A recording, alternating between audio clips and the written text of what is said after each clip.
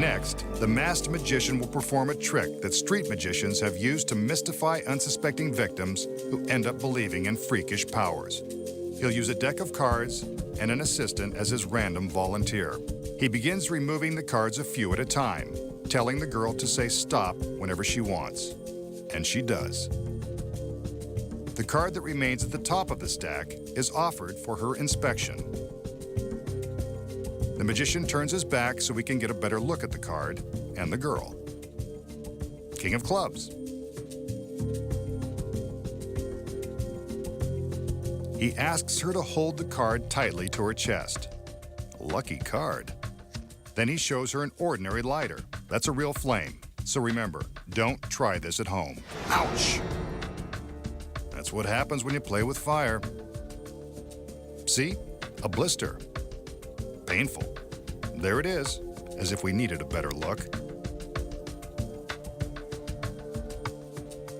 Next, he tells the girl to concentrate on her card, promising to reveal it with his freaky powers. Looks like she wants him to prove it.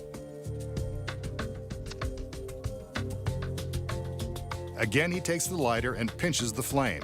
Ouch! I told him it was hot. But what's this? Burned into his flesh are a K and a club for the King of Clubs. Freaky, isn't it? But I bet he's burning to tell us the secret. So, how did the magician reveal that he knew the chosen card by branding the image in his flesh? Here are the secrets. Let's start with the cards. The magician knew which card the girl would choose all along, because before the trick began, he marked the location of the King of Clubs with his little finger.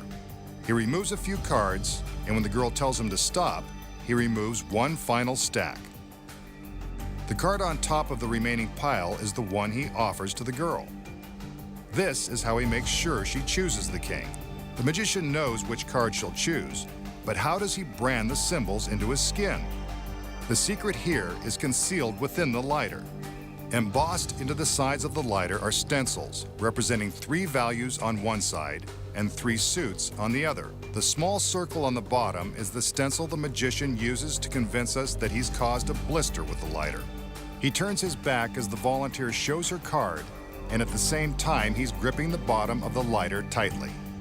The circle leaves a temporary impression on his thumb that looks like a blister. He pretends to burn his thumb and shows us the phony blister to prove it. Next, he tells the girl to think of her card and promises her he can guess what it is.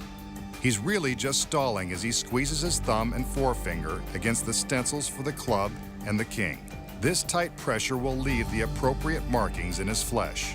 When he pretends to burn himself the second time, he can reveal the impressions which have been secretly left by the stencils.